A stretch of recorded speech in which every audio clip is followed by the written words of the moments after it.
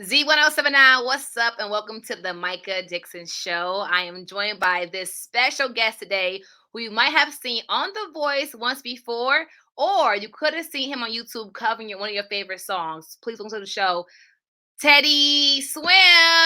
Hey, what's up, Mike? How are you? Oh, great. Well, so weirdly enough, we're playing in Bristol this evening in the UK, and um, I'm I'm meeting up with one of my friends that I haven't seen in so long. Yes. So we did a musical together, 12.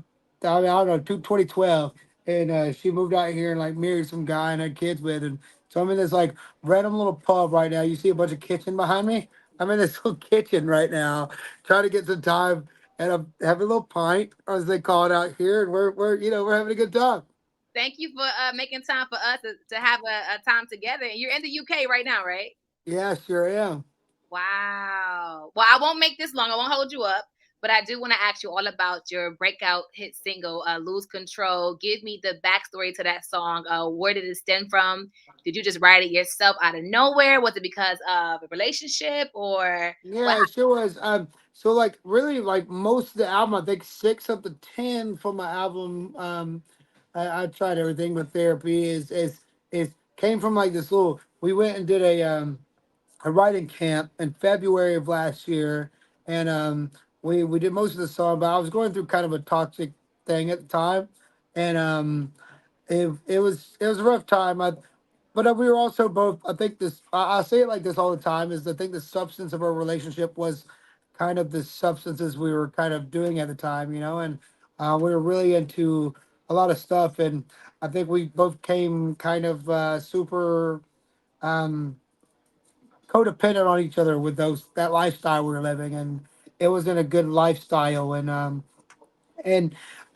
so Ammo, Julian Bunetta, Mickey Echo all helped me with this song and helped me put this feeling into words. And I felt like when we wrote it, it was going to change my life. It was going to be the thing that changed my life. But it was I think also the first time that I was ever that vulnerable and open on a song, and so it's been a really good Yeah. justifying thing in my life. Give me a word or three words that describes how you feel about Lose Control hitting the Billboard charts and like now being played over the radio stations all over nationwide. I mean, grateful, justified, seen. You know, Yeah. seen is the word. I think I'm very grateful, like that being seen is a thing.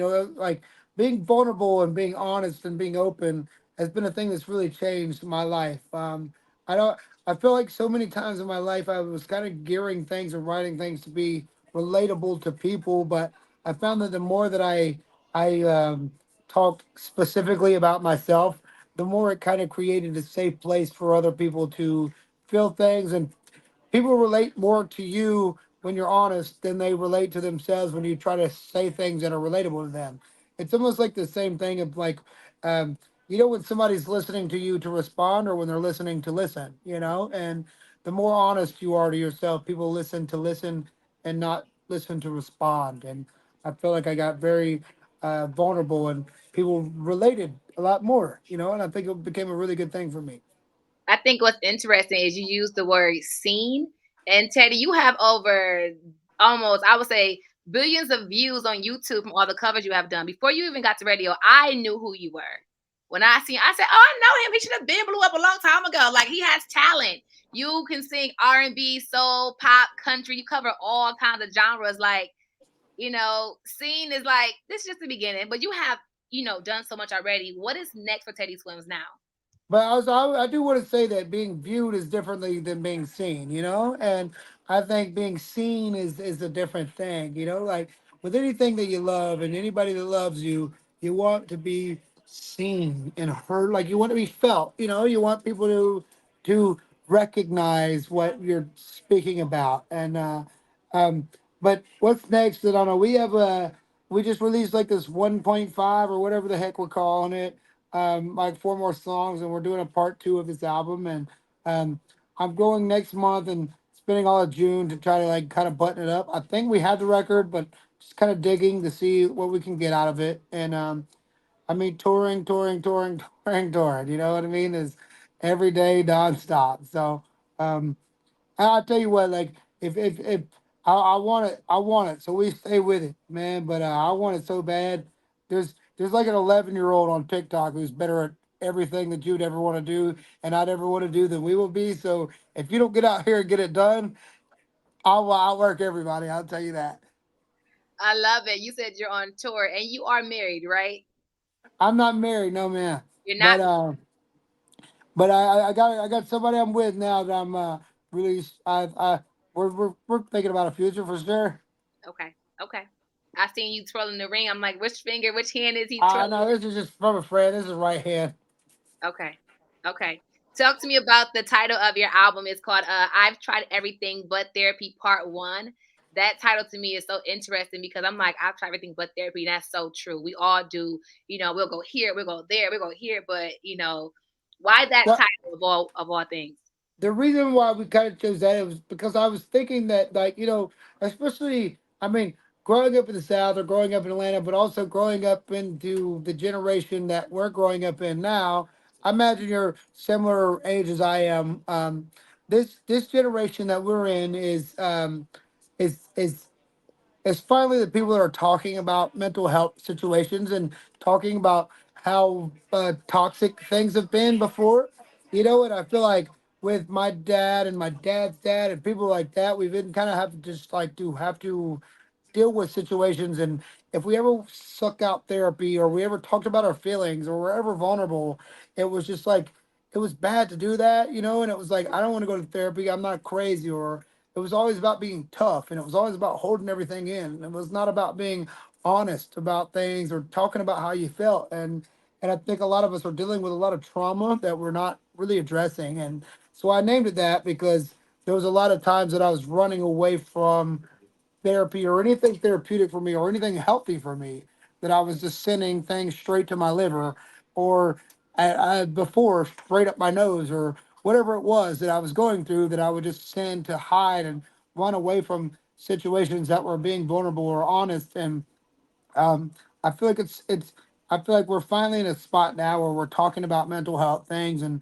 it's paying to be vulnerable and honest and open, and it's good for you to talk about things. It is a good thing to talk about things, and we should Gotta not get it be out. so we should not be so strong about being like, no, be tough, hold it in, hold everything in. It's not a good thing to do that. It's not. And we were raised, not, I want to say the wrong way, because I mean I love that I was raised in principles I was about being tough, but I think it's so I think it's so good to talk about your feelings because it can help somebody else from going through those things, or at least that's going through those things, to feel like they're not alone. And we should talk about things. Yeah. You got a fan in me, Teddy. You have won me over. You have won me over. You Well, already I appreciate that, Micah. because of the conversation. I'm like, oh, I just love him so much. My my next question is, what is your favorite song on that project? Everything but therapy. What is your favorite song on that project? Do you have one The that's your favorite? Yeah, the first song on that project is called "Some Things I'll Never Know," and that song like stems from a place of being. But people, I say this every night when I sing it too, and it's my favorite thing to say. People walk out of your life. There's like they might be friends, they might be significant others, but when people leave, I feel like the older I get, the less I believe in closure. People don't give you closure when they leave. Maybe they just like walk out of your life and you never hear back. Was there somebody else?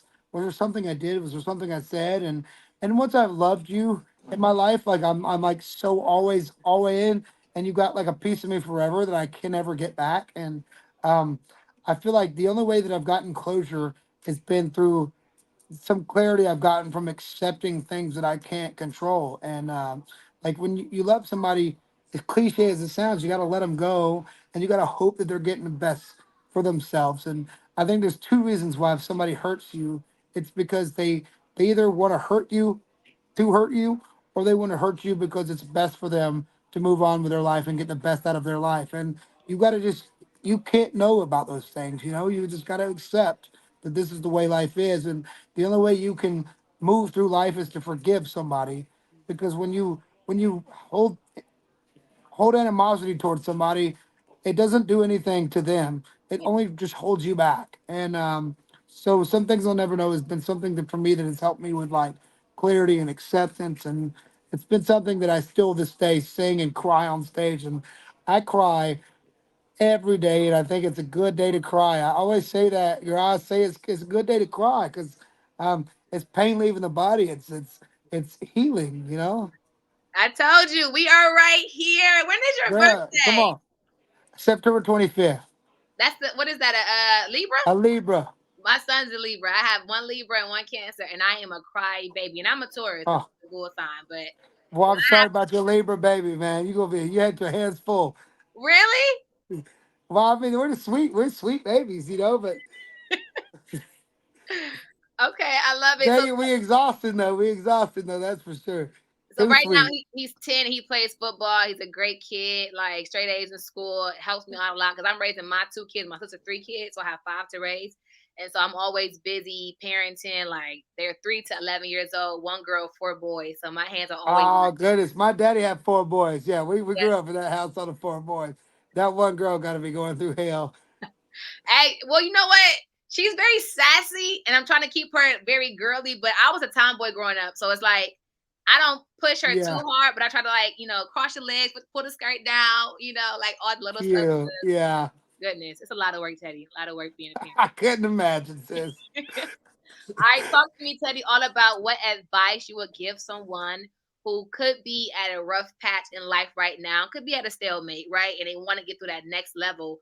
What would you advise them to do? Would it be to read a book? Would it be to start speaking out affirmations? Would it be to get around people you love and that love you? What advice would you give them? All that. I think all that's good advice. I think talking is good thing. I think talking about your situation is a good thing.